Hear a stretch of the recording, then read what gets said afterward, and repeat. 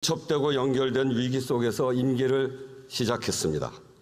민생과 개혁의 위기, 신뢰의 위기, 입법권의 위기입니다.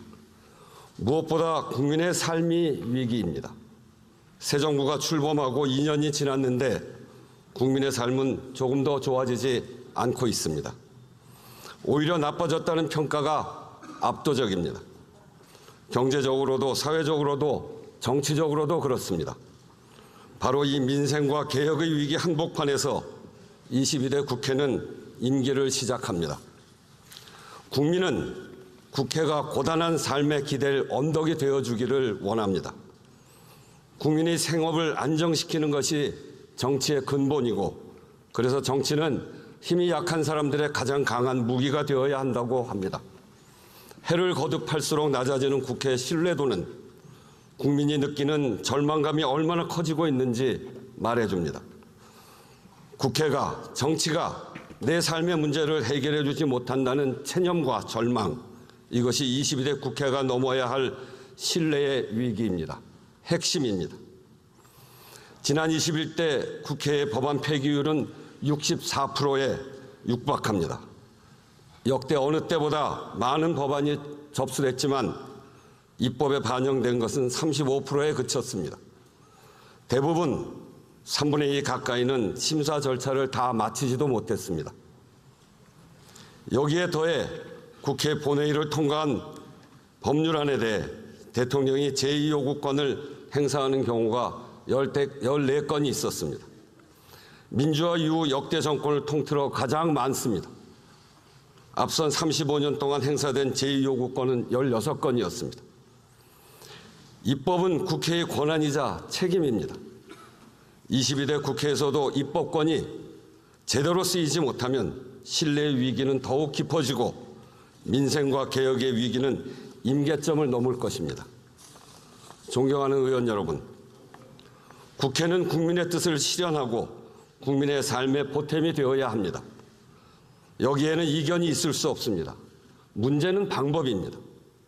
의견이 다를 때, 대립이 격화될 때 어떻게 그 갈등을 관리하며 앞으로 나아갈 것인가, 세 가지를 제안합니다. 앞서 말씀드린 위기를 유능하고 슬기롭게 헤쳐나가자는 제안입니다. 저의 다짐이기도 합니다. 첫째, 의견이 달라도 합의된 기준은 따릅시다. 주장과 의견은 얼마든지 다를 수 있습니다. 의견의 수도, 의견을 표출하는 방법도 다양해졌습니다. 이제 민주주의는 의견의 다양성을 넘어서 의견이 다를 때 어떻게 할 것인가의 문제입니다. 최소한의 기준이 필요합니다. 우리에게는 이미 그 기준이 있습니다. 크게는 헌법이고 구체적으로는 국회법입니다. 헌법은 국민의 의사결정에 두 가지를 요구합니다.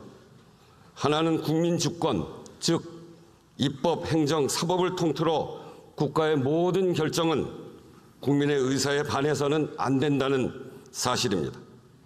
또 하나는 국회의 권한은 여야 관계가 아니라 행정부와의 관계에서 나온다는 사실입니다. 입법권, 예산심의, 확정권, 조약의 체결, 비준, 동의권 등 헌법이 명시한 모든 국회의 권한은 국민 주권을 실현하기 위한 삼권 분립의 수단입니다. 헌법이 이렇게 국회 의사결정 방향을 가르친다면 국회법은 구체적인 절차와 규칙을 규정합니다. 헌법과 국회법은 확립된 사회적 합의이고 법적 규율입니다. 과정에서 갈등하고 대립하고 싸우더라도 기왕의 사회적 법적 합의에서는 벗어나지 않아야 합니다. 새로운 합의에 이르지 못하면 이미 정해진 기준을 따라야 합니다. 이것이 22대 국회가 이전과는 달라져야 할 첫 번째 모습입니다. 국회의장도 노력할 것입니다. 민주주의는 토론할 권리와 승복할 의무라고 합니다. 저는 국회의장으로서 의원 여러분의 충분한 대화와 토론을 지원할 것입니다. 소수 의견이라도 소외되지 않게 할 것입니다. 동시에 결정할 때 결정하고 이견이 있더라도 정해진 기준과 결론에는 승복하는 자세를 요청하겠습니다. 국회 의사결정은 물론 행정부와의 관계에서도 이 원칙을 분명하고 단호하게 지키겠습니다. 둘째, 의정활동의 현장성을 높입시다. 국회는 국민의 뜻을 실현하는 장이고 국정의 민의를 반영하는 통로입니다. 국민의 목소리를 잘 들으려면 현장에 밀착해야 합니다. 동네 골목과 시장, 우리 사회의 을들의 터전에서부터 세계와 경쟁하는 첨단 기술 현장까지 민심은 국민의 삶의 현장에 있습니다. 현장은 그때그때 달라지는 이벤트가 아닙니다. 정부가 듣는 민심과 국회가 듣는 민심이 그것이 다를 수 없습니다. 무엇이 국민의 뜻인가를 놓고 다툴 것이 아니라 국회의원 한 분 한 분이 더 적극적으로 민심 속으로 들어갑시다. 갈등의 해법도 국회가 할 일도 현장에 답이 있습니다. 어떤 형태든 300명 국회의원 한 분 한 분이 모두 정기적이고 상시적인 민심 청취 수단을 갖고 있다면 우리 국회도 크게 달라질 것이라 확신합니다. 국정의 민심을 전하는 파이프라인이 튼튼해지면 국정 운영도 분명히 달라질 것입니다. 셋째, 사회를 사회적 대화의 플랫폼으로 만듭시다. 삶의 요구가 다양해지고 사회가 분화하면서 문제의 해법을 둘러싼 진단과 갈등의 양상도 복잡해지고 있습니다. 노동, 복지, 주거, 교육, 의료와 같은 일상의제부터 기후위기, 저출생, 지역 소멸과 같은 국가적 난제에 이르기까지 우리 사회가 시급히 해결해야 할 과제 대부분에는 다양한 이해관계와 가치가 얽혀 있습니다. 각자 진단하고 각자가 해법을 주장해서는 그것이 제자리 걸음에 머물 가능성이 큽니다. 사회적 논의와 합의가 필수적이고 절실합니다. 특정 부분 영역의 노력만으로 극복하기 어려운 문제일수록 사회적 대화를 지속시키고 신뢰를 구축해내는 역량이 필요합니다. 그 역할을 국회가 할 때입니다. 국회가 나서서 사회 각 부문이 참여하는 대화의 장을 만들고 정례화, 제도화해 나갑시다. 국회의원 개개인은 의정활동에서 현장성을 높이고 기관으로서의 국회는 사회적 대화의 플랫폼 역할을 한다면 22대 국회는 좀 더 구체적인 희망을 만들어 갈 수 있을 것입니다. 국회를 대표해 대통령과 행정부에도 말씀드립니다. 정부는 국회의 입법권을 존중해야 합니다. 존중은 말이 아니라 행동입니다. 존중한다고 주장하는 것이 아니라 상대방이 존중받고 있다고 느끼는 것입니다. 국회가 의결한 법률이 헌법에 위반하거나 대통령의 헌법적 책무를 제약하는 등의 사유가 아니라면 제2요구권 행사는 신중해야 합니다. 특히 국민의 기본권을 해치는 제2요구권 행사는 상권 분립을 훼손하고 헌법을 이탈하는 것임을 분명히 밝혀둡니다. 법 취지를 훼손하고 우회하는 시행령도 안 됩니다. 특별히 여야 원내 지도부에 요청합니다. 국회법이 정한 시한을 지켜 원구성을 마쳐야 합니다. 남은 기간 밤샘을 하는 한이 있더라도 국회법이 정한 기한 6월 7일 그 자정까지 상임위 선임안을 제출해 주십시오. 필요하다면 국회의장도 함께 밤샘할 각오가 되어 있습니다.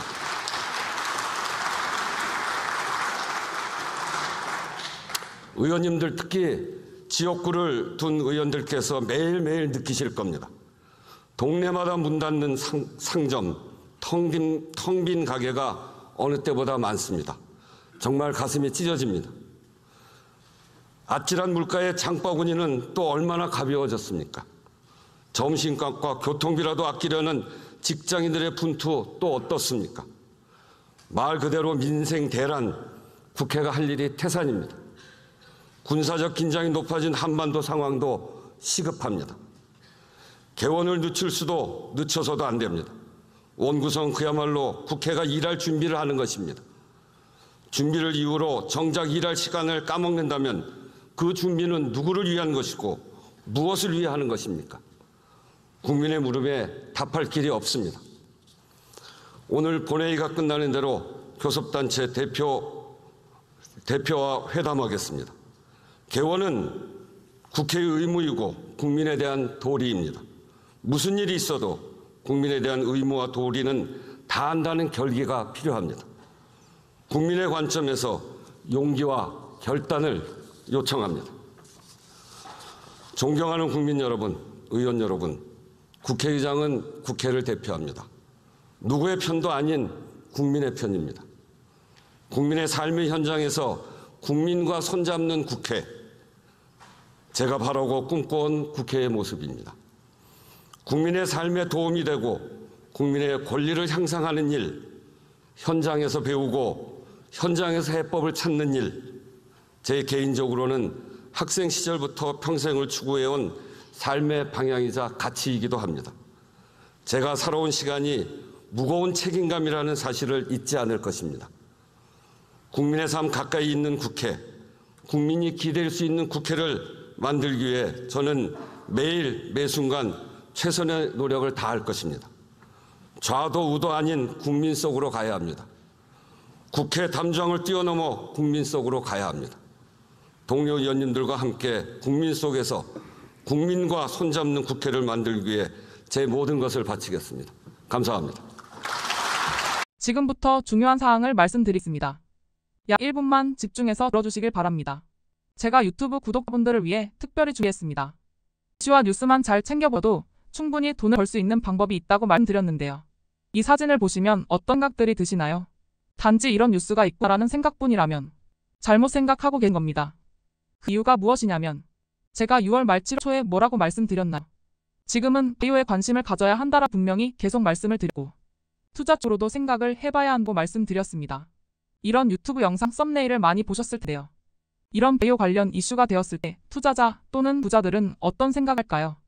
바이오 관련해서 이슈가 많이 발생하고 있으니 바이오 관련주가 무엇인지 어떤 종목이 가장 좋을지 어디 투자를 해야 돈이 몰릴 수 있는지 자연스럽게 생각한다고 말씀드렸습니다.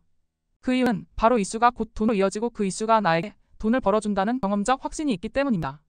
지난번에도 유튜브 구독자분들과 함께하는 주식으로 수익 내기 프로젝트를 진행했었는데요. 당연히 100% 무료로 진행했고 이 사진을 보시면 아시겠지만 구독이라는 문자 메시지를 남겨주시는 모든 시청자분들께 이렇게 바이오 관련주 중에 가장 급등할 확률이 높은 한 종목을 알려드렸습니다. 사진을 보시면 아시겠지만 6월 말 라파스를 추천드렸는데요. 정확히 얼마에 매수하고 어떤 종목을 사야 하는지 어느 지점에서 팔아야 하는지 이런 부분들까지 여러분들에게 정확히 알려드렸습니다. 실제로 많은 분들이 수익을 보셨고 오른쪽 사진을 보시면 아시겠지만 6월 말 라파스를 소개해드리고 난 후 실제로 며칠이 지나지 않고 이렇게 주가가 2배 이상 급등하였습니다. 지난번과 똑같이 문자 메시지로 구독이라고 보내주시면 이번에 이슈가 되고 있는 주식 중에 앞으로 대장구시를 하면서 주가가 가장 꽤 상승할 종목을 시청자분들에게 문자 메시지로 종목명과 사고자 하는 시점을 모두 알려드리겠습니다. 그래서 이 영상을 보시고 계신 시청자분들에게 이번 종목이 궁금하다 하시는 분들은 남녀노소 시간대 상관없이 이렇게 상단에 제 번호를 항상 남겨놓고 있습니다. 제 전화번호 010-5638-2209로 구독이라는 문자 메시지를 보내주면 됩니다. 저는 다른 것을 바라는 게 단 한 가지도 없습니다. 여러분들이 저로 인해 수익을 보셨다면 구독과 좋아요 한 번씩만 부탁드립니다.